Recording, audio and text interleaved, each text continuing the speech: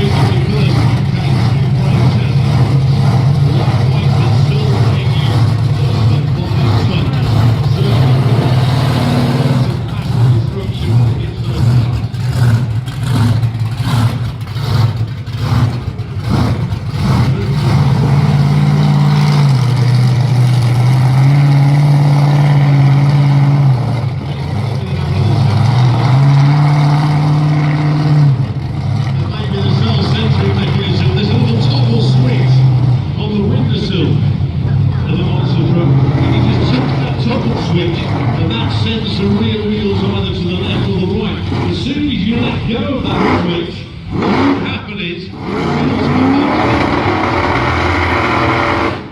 And Lucky was just giving it a little test just to make sure.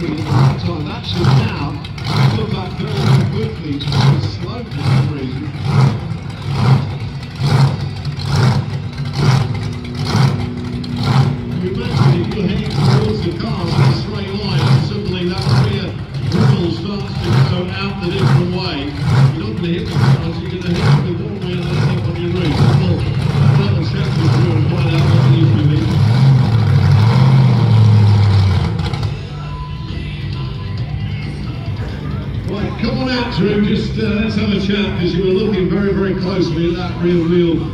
I'm sure it is the self-centering mechanism that's being thrown out of it, am I right?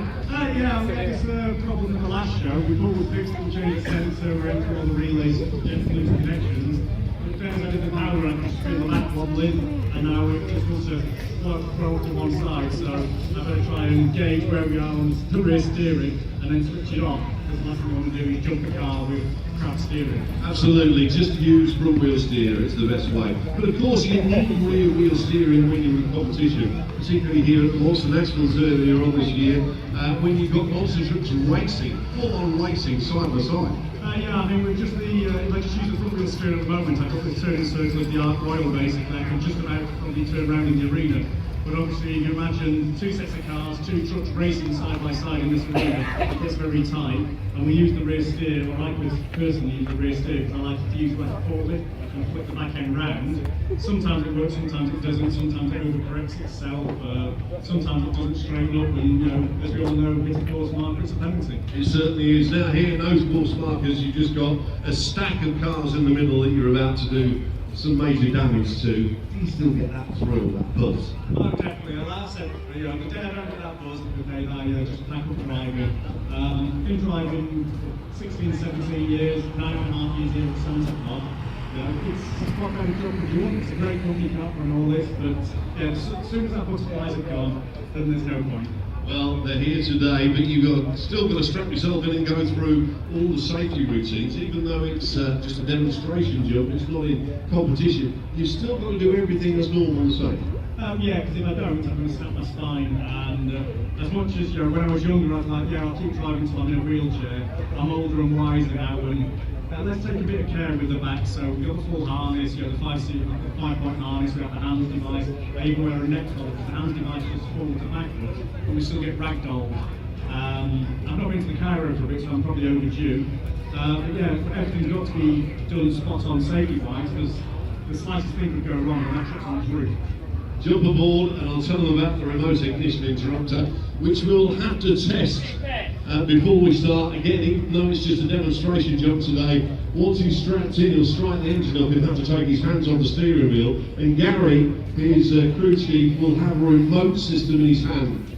Pushes the red button, it will stop that vehicle straight away. If it doesn't, there's the arm. Oh, that one. This way a bit. And that is exactly what he has to do, push the red button. And technically the truck should stop at its own length.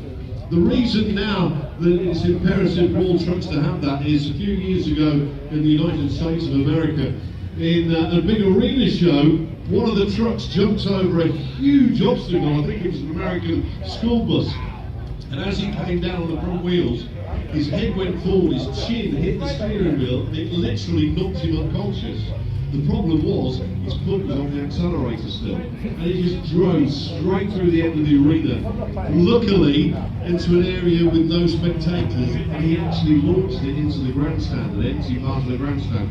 And the American Hot Rod Association, who were the governing body in those days, said, right, from now on, monster trucks worldwide have to have a remote ignition system fitted. So that's why we do it. And they are tested before every single jump, or show. So today, before we start the show here, he'll come up to the point, he will have to demonstrate that that works. If it doesn't work, then that truck is going back to the pits, and I'm afraid it's a no-show. So fingers crossed the remote system will work, but it is imperative for his safety and yours. So in there now, on goes the helmet, he's got the hands device, the head and neck restraint, because those systems that are used mainly by Formula 1 drivers, spiders floating. and they really do protect your neck and back, and you very rarely see a monster truck driver is not walking around complaining with a little bit of back. True is no different. Himself an injury. In fact, on a few occasions in the past, after a show, even a demonstration like this, we've had to carry through out. Probably upload this to YouTube. I'll upload this to YouTube and send you the link. Today. I'm not tempted to fight there, Drew, I'm sure. I know. You'll be fine. Trips to the chiropractor next week. So he's got the hands. Nice number plate. He's putting the neck brace on as well. the S13 fat. And he'll be pulling himself down into that seat. Really, the only thing that he can move is his feet for operating the pedals, his hand for steering. That's about it. You really have got to ram yourself into that seat. So we're about to do the remote ignition interrupter check. Gary's out the front. We'll start the vehicle, and it is very, very important that Drew takes his hands away that we can see them. Nice. So we know he's not flicked any switches or anything. And we know we've seen his hands, the red button has been activated, the truck stops. That means we can reset the system. The truck opens all, and getting ready, lights are on. Get your cameras ready, we're about to go out.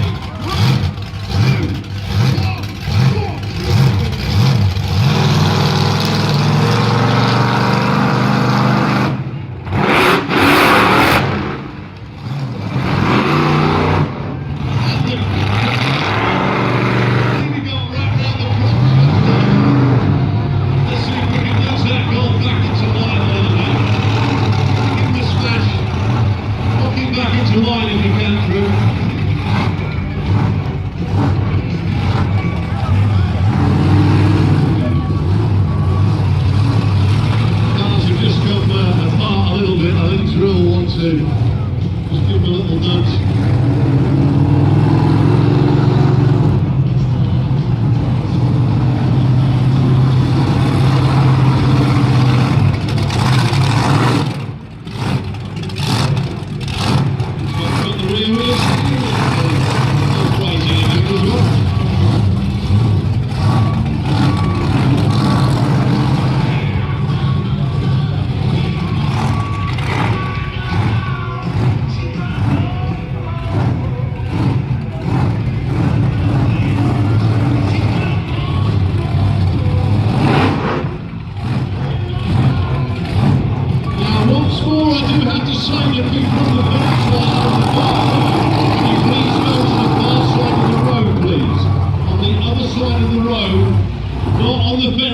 Please go to the other side. Let me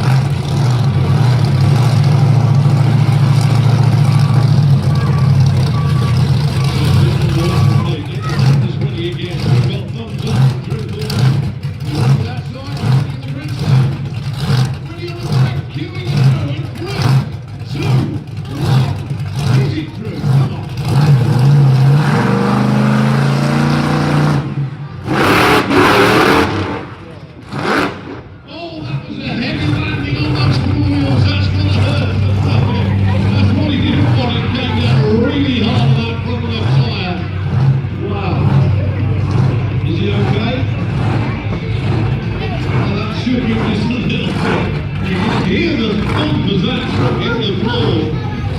Just getting himself together, he probably slipped stars a little bit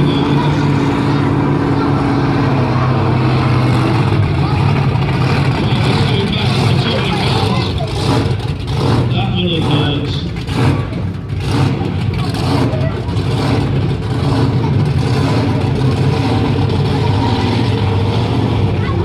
We'll switch the engine off, and now's the time to show your appreciation. 342 with Podzilla, come on!